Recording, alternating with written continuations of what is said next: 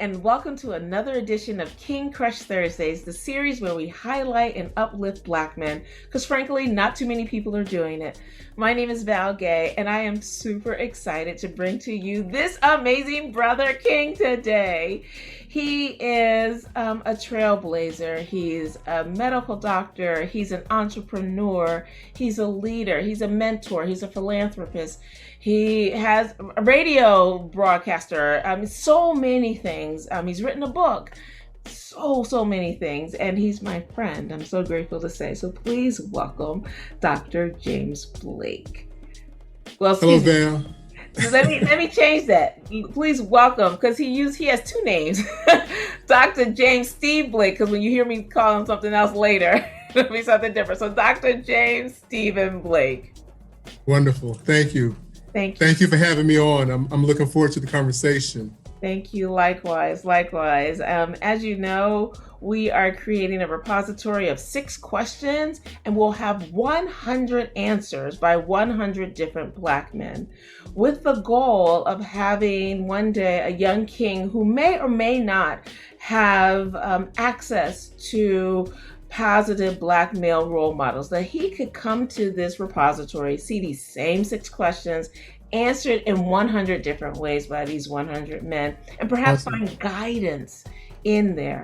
And then for the rest of us who are neither male or even Black, for us to be able to also to peer into this often mysterious, yet underdefined, yet over-defined, if you will, group who very rarely gets to speak for themselves. We're often seen in the media a small microcosm of our community. And as you and I know, we're so much more than that. And so I'm so grateful that you are contributing to this forum. And I want to get started with the first question, which is, what does manhood mean to you? That's a powerful first question to be asked. Manhood, and it's interesting that you say it's going to be 100 different, answers by the various guests. Manhood basically amounts to recognizing your gender first of all, and the position that you play in society as that gender, and more importantly, I would dare say, what position you play in the family structure as a spouse, and what position you play in the family structure as a brother, an uncle, in other relationship that you have in the family structure. And society has placed a expectation, if you will, of certain things that a man should do or not do, and how that man contributes to the bigger picture, if you will, in different relationships, be it intimate relationships, or platonic relationships, or professional relationships. I would put it in that respect.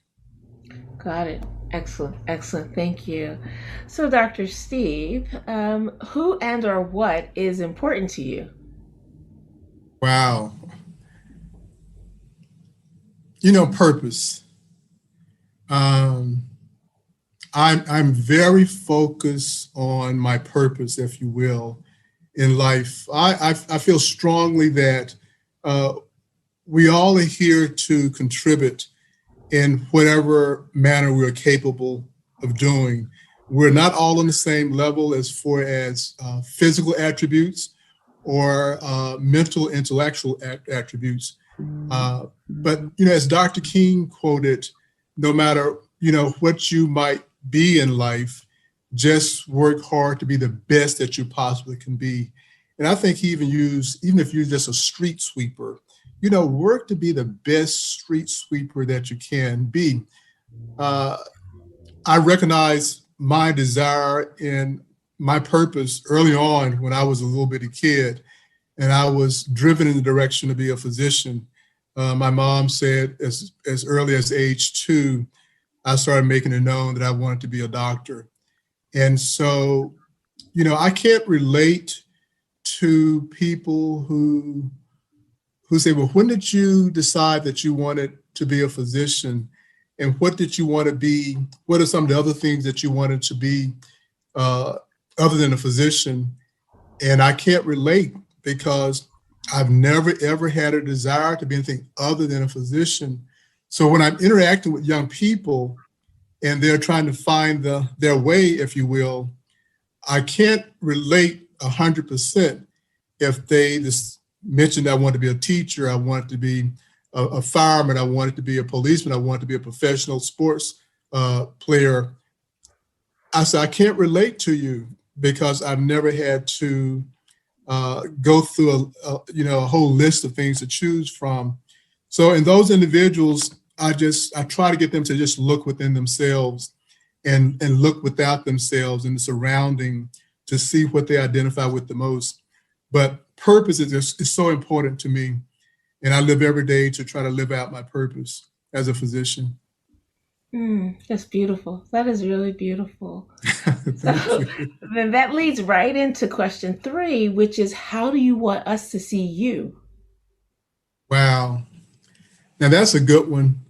You know, as an African American man, and the moments that we find ourselves in society, uh, you know, the pre-pandemic COVID-19, in the moment of COVID-19, and and this moment of evolving, hopefully out of COVID-19. Um, um, I just had a moment here trying to reconnect. Ask me that one more time, because I Sure, want to focus on the COVID-19. That was the first thing that popped in my mind, but I want sure, to make sure I stay on track where I want to take us to. sure. So the question is, how do you want us to see you? And Black Lives Matter, and one of the main things that has resulted uh, in the Black Lives Movement, not just during the COVID period with George Floyd and then Dante West and what have you, but as people of African descent, it's about I want you to see me. I want you to see me. And with the pandemic, it resonates even more because of the atrocities that have resulted from the legacy of slavery and the consequences of segregation. And here we are. But COVID-19 exposed the legacy. It exposed, the consequences. And so, the world will never, ever be the same, whether it's here in the United States or whether it's in Europe, whether it's in Africa, whether it's in parts of Asia, South America. The world will never be the same as a result of COVID-19. And as a person of African descent, I want to be seen. I want to be recognized. What my mentor, James Meredith, who doesn't believe in civil rights, he believes in citizens' rights. I'm a citizen of the United States of America. There's no justified reason I should have to fight for my rights. I shouldn't have to go through the civil rights movement. I'm a citizen. These are my rights. I want you to see me and recognize that these are my rights and I shouldn't have to fight for them. Simply put. Yes, very simply put. Thank you. Thank you so much. So, Dr. Steve, what is your epic dream? My epic dream. Wow.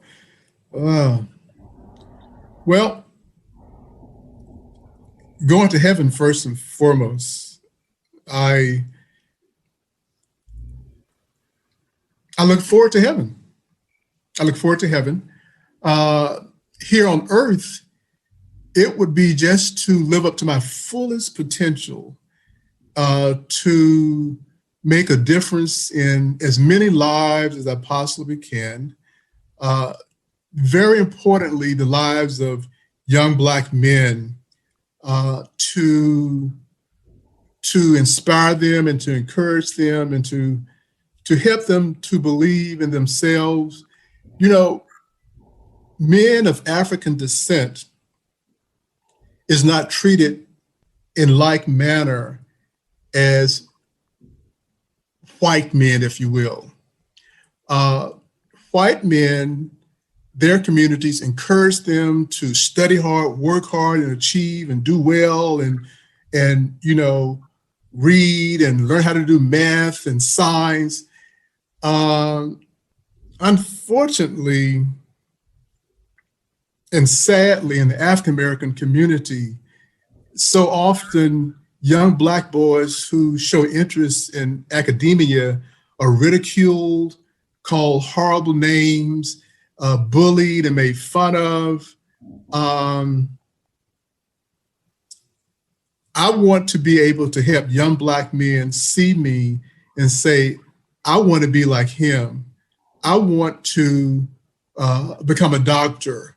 Or for years, I had a special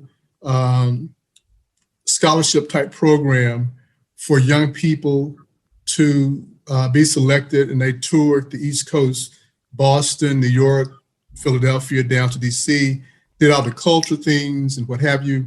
I would have two major receptions, one in Philadelphia, one in Washington, DC. And I would invite a variety of professionals, engineers, teachers, doctors, lawyers. Everybody doesn't want to be a doctor. So, if my belief was and is, if you expose these young minds to a variety of options as far as career is concerned, they have a better chance to finding their purpose and seeing Black male professionals as opposed to just seeing Black male football players and Black male basketball players and Black male whatever, that's non-professional academic. It would hopefully help them to believe that it's okay to study.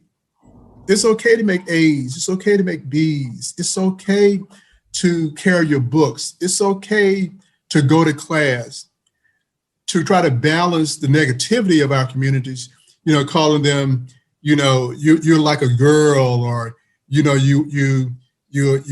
egghead, or you are whatever negative bullying type term. Young Black girls don't have a problem. They are driven and they are achieving. And that's why over 50% of all the African-American students that's in medical school, law school, dental school, pharmacy, over 50% of the African-Americans in those professionals disciplines are young women. They don't have a problem. It's my young brothers. So, I'm driven in that direction. That's really beautiful. It's really beautiful too. And as you're speaking, it just reminds me of the fact that these mentalities are really left over from slavery, right? That have been ingested by the community. So as we all know, that enslavers would prevent actively sometimes by a pain of death, enslaved Africans from learning how to read or how to really think for themselves. Exactly. It's a rare case where someone was allowed and certainly lauded for their thinking, and we could think of those exceptions. But for the rule, most of us were subjugated to the areas of remaining ignorant because we weren't allowed to exercise our minds. Exactly. And for whatever reason, we've taken that on. And so I'm so grateful to hear that that is something that you want to obliterate. And that's really beautiful. And so I appreciate that. And this brings us to question 5, which you've been answering all along implicitly. And so I'm going to ask you explicitly, which is, Dr. James Stephen Blake, who are you? Who am I? Well, let me keep my ego intact and let me humble myself. I'm a high achiever, professional Black man, born and raised in the Delta of Mississippi, which traditionally and even up until this point is thought of as one of the most economically depressed areas of the country, and where education lags behind, if you will. Even with all of that, I've been blessed to become a relatively successful gastroenterologist here in Philadelphia, one of the premier cities of the world, if you will, without question, of the country. And I owe my success beyond just being blessed by God, but being blessed with wonderful parents that loved me unconditionally, nurtured me, recognized my gifts, and made unbelievable sacrifices for me to achieve what some people would say was unachievable. In a nutshell. In a nutshell, that's a beautiful nut. That's a beautiful nutshell. That's awesome. Excellent. Excellent. So here we are already at question 6. Wow. Right? Did I go too fast? Like no, that was awesome. It was great. It's really great. And so question 6 is there anything I should have asked you that I didn't, or you wish I'd asked you or I didn't? And so in other words, what did I miss? Well, I don't think you missed anything specifically, but if you're going to give me this opportunity to expound beyond the questions that you've already asked, I would dare approach the pandemic, if you will, COVID-19, the world that exists as it does in the moment as a result of the pandemic. There's a lot of negative things, obviously, that has occurred since the shutdown. I think it was March 15, 2020. The world is forever changed. It's forever changed. And being an entrepreneur and an African-American male, the things that have resulted with the expose of the legacy of slavery, the consequences of segregation, and the systemic racism, police brutality, systemic injustice in this country and throughout the world, because when George Floyd was murdered, and thank God it was caught on video, the whole world, Val, reacted to it. The whole world reacted to it, not just America. And what that revealed was basically the level of systemic racism. It's not just here in America. It's all over the world. And so I would, and as a result of it in this country, with the financial opportunities that have presented themselves for the first time ever in the history of this country, my goal is to try to encourage as many minorities and African Americans specifically to recognize that they have a dream from an entrepreneur perspective that they've had for years, but they just didn't have the financial opportunities to bring it to life. Don't let these moments pass. Don't let these moments pass. The world will never be the same again. And with these opportunities, we are, as a people, positioned to be an active participant as far as leadership and guidance, more so than ever before in the history of this world. I just ask people in general, don't let the moment pass. This has been a big equalizer. I just came back from Minneapolis, Minnesota. And as I mentioned, I'm from Mississippi originally. And I know we have our problems here in Philadelphia and Pennsylvania, but it's no state like Minnesota. And what happened to George Floyd was not a rare occurrence. It had been happening for years. Right now, Minnesota is the most segregated state in the country.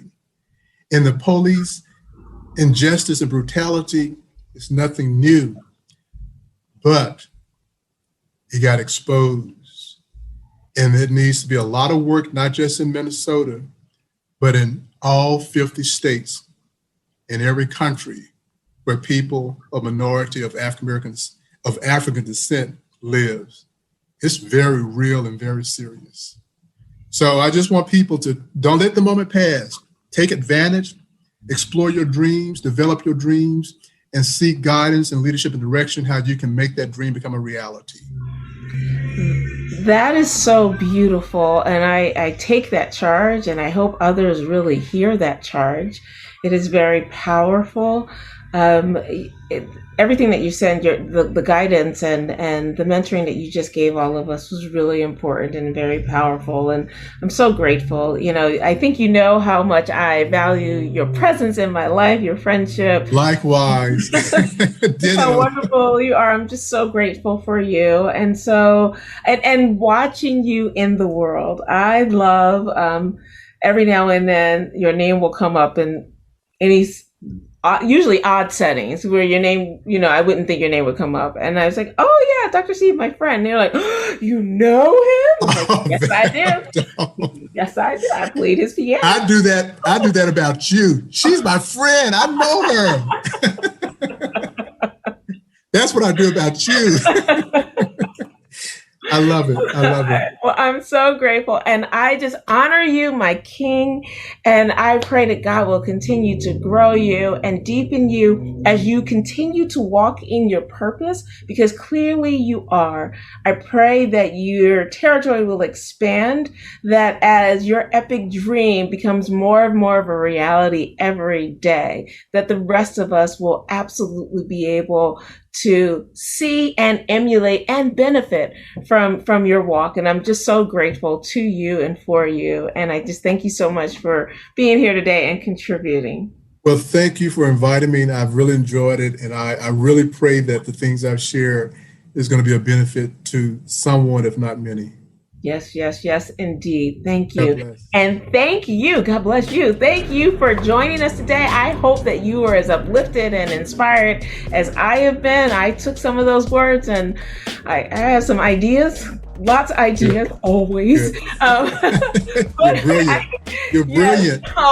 And gifted. So. Thank you. Thank you so much. What's up. Thank you. But stay tuned for next week for yet another king. And in the meantime, if there is a king in your life who you want to see highlighted in this forum, please feel free to click the link below or in my bio or DM me and I'll take it from there. Like I said, we are on our way to 100 positive and successful men. And I should be clear, I don't define success by what someone does. Dr. Steve is clearly a success in every way. But even if he wasn't a renowned gastroenterologist, he would still be a success because of the impact on his community, be it the nuclear family or the community writ large and everything in between. We want to hear from all of our brothers to create and to change the narrative that is out there about our community. So in the meantime, please remember to spread love and have a great day. And thanks so much. And thank you again, Dr. Steve. God bless you. Thank you for having me.